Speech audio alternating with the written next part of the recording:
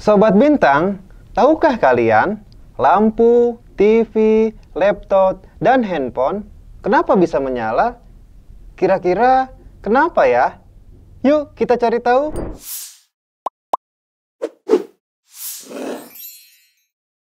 Assalamualaikum warahmatullahi wabarakatuh. Apa kabar Sobat Bintang? Bertemu lagi dengan saya, Kak Hilal.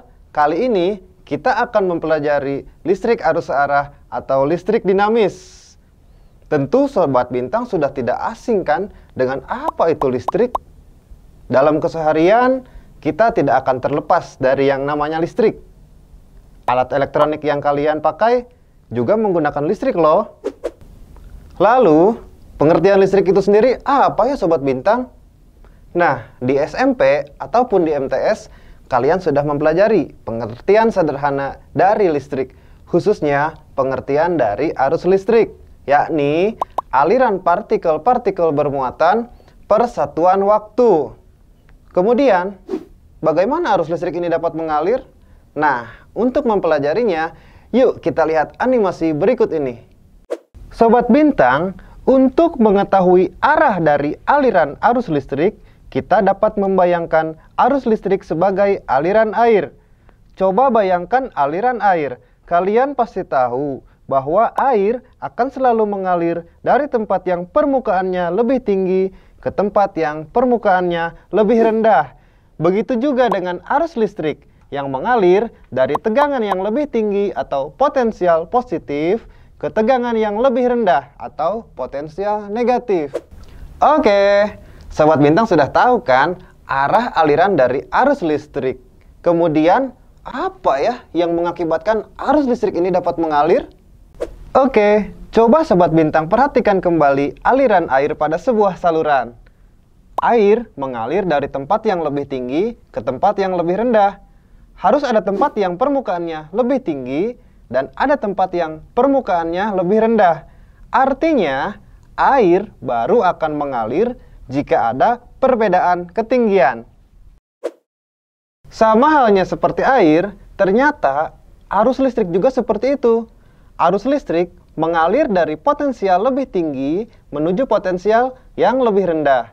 Harus ada potensial yang lebih tinggi, kita sebut sebagai potensial positif. Dan ada potensial yang lebih rendah, yang kita sebut sebagai potensial negatif. Artinya, arus listrik akan mengalir jika ada perbedaan potensial. Jika pada suatu tempat tidak ada perbedaan ketinggian, maka air tidak akan mengalir pada tempat tersebut. Begitu juga dengan rangkaian listrik.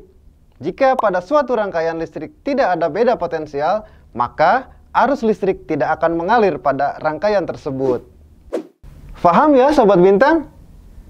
Nah, kira-kira masih ada tidak ya faktor lain yang menentukan bisa tidaknya arus listrik ini dapat mengalir?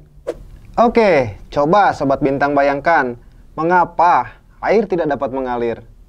Ya, karena salurannya terputus atau tertutup. Kemudian, bagaimana jika penghalangnya kita buka? Ya, air akan mengalir. Sama halnya dengan air, aliran arus listrik pun harus tersambung, tidak boleh terputus. Dalam hal ini, syarat agar arus listrik dapat mengalir yaitu pada rangkaian tertutup. Nah, Sobat Bintang, setelah tadi kita bahas tentang apa itu pengertian arus listrik, bagaimana arus listrik itu mengalir, apa syarat arus listrik itu dapat mengalir, maka dapat kita ambil kesimpulan bahwa definisi arus listrik merupakan aliran muatan persatuan waktu dari potensial yang lebih tinggi atau positif menuju potensial yang lebih rendah atau negatif dalam suatu rangkaian tertutup.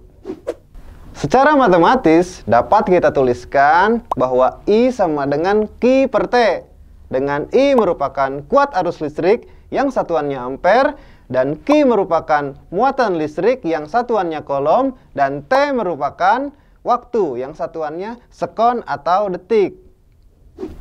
Nah, Sobat Bintang, apakah arus listrik hanya dipengaruhi muatan dan waktunya saja?